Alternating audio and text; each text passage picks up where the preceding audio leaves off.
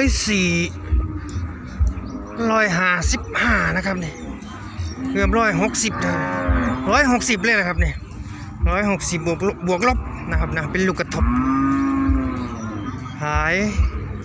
35,000เขาซื้อโค้งๆไปเลยพี่น้องเนี่ยเจ้านี่เขาก็ไปขน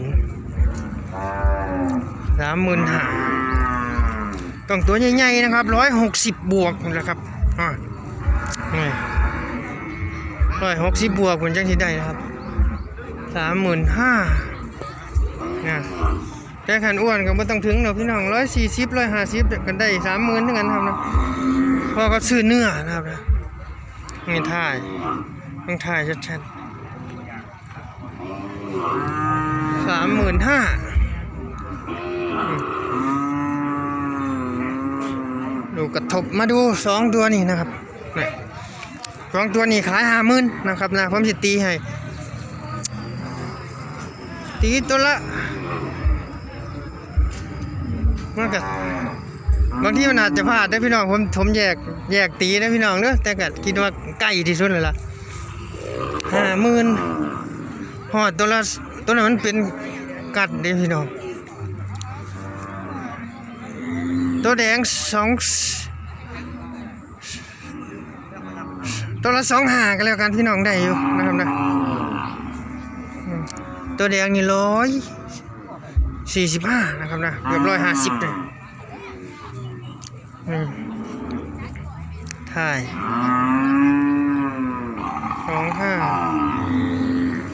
25ตัวนี้ก็เป็นแบงกัดนะครับเนี่ย25กันถ่าย140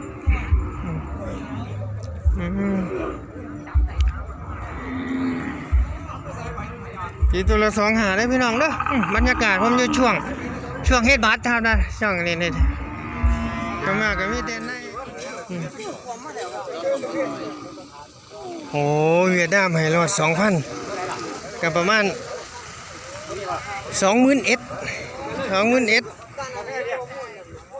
นะครับ20,000 500ประมาณนี้นะครับเวียดนามให้นะเดี๋ยวขึ้นเป็นตรงซื้อให้โอ้ตัวใหญ่ตัวนี้ได้2,000บ่เวียดนามซื้อบ่แพงกว่าไหนโอ้160อยู่เด้อพี่น้อง20,000เวียดนามให้20,000 150นะครับ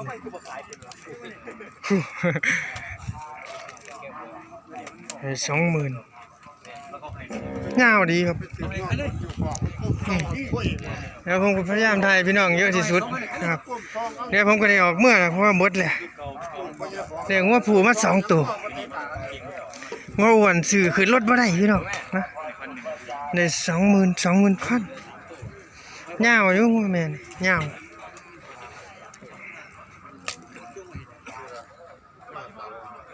วันแล้วอยู่พี่น้องค่อยพูดค่อยจากันอยู่13,000นะครับตัวนี้ได้สูง100ว่าเหยียดเกือบ150ครับว่าวันเขียวคู่ได้23,000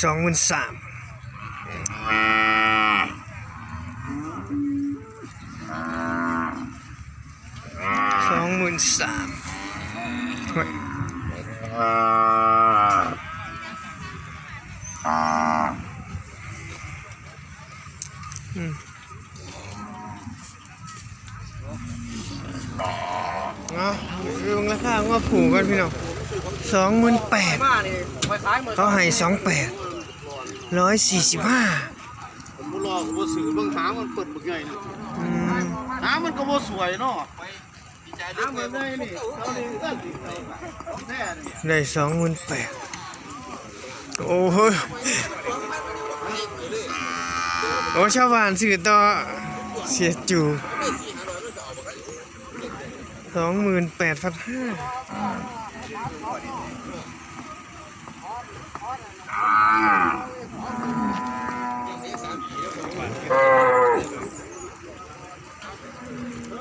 ใช่งัวผูกกับพี่น้องเพราะผมเบิ่งงัวผูกไว้3ตัวนะครับชาลูเล่ตัวนึงแล้วก็เป็นนี่แหละบามันรอๆเนี่ยตัวนึง2ตัว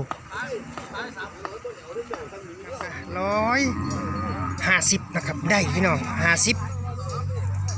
ถึง155เลยนะครับเหยียดๆยาวงัวตัวนี้หูถึงปากนะครับลูกกระทบพี่น้องนะเวียดให้30,000โอ้บ่เห็นงัวร้อยเลี้ยง30,000โดนละนี่ถ่าย30,000 บาทเอาให้นะครับนะบ่ได้อ้วนแห้งเลยพี่น้องนี่ถ่ายเป็นงัวแยกลูกนะครับนะแยกลูกบ่ทันได้ขุนนะครับเป็นงัวเลี้ยงนะครับ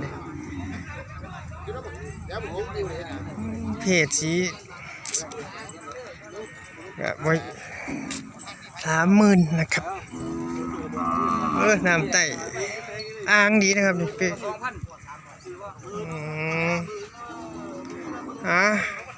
แล้วใช้เบื้องหน้านี่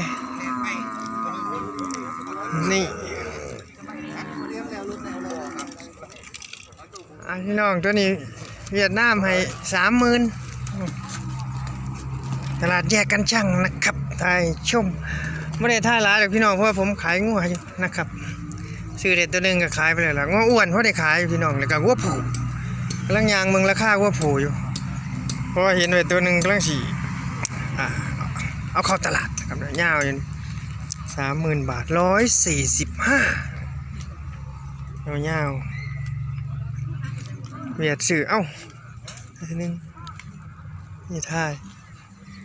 โอ้แดดพี่น้องแดดประมาณนี้30,000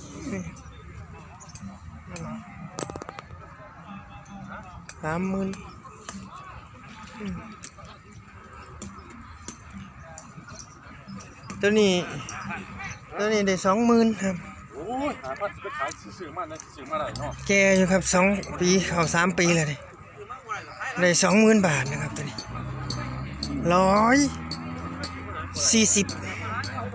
145นะครับดิดำได้20,000ตัวนี้แล้วเบิ่งถ่ายให้กันจังน้อยกันมันทนเนี่ยตั้งแต่เอาขึ้นรถแล้วพี่น้องกันนี่20,000โอ้ยทองดำเหมือนขึ้นเด้อเหมือนขึ้นไปฮะตั้งแต่มันขึ้นไปห้อยตัวนี้บ่มีราคาเลยบ่มีคนให้เลยพี่น้องมีได้ห้อยในการให้15,000นะครับเป็นงัวเลี้ยงสูง146-47นะครับแถวคูบ่ทันได้ขึ้นงัวน้อยเพิ่นพอ2 ปีนี่ได้15บ่มีคนถามงัวเลี้ยงนี่ขายยากบ่มีคนถามต้องมีเนื้อหลายๆติดเนื้อหลายๆได้ขายกับงัวผูก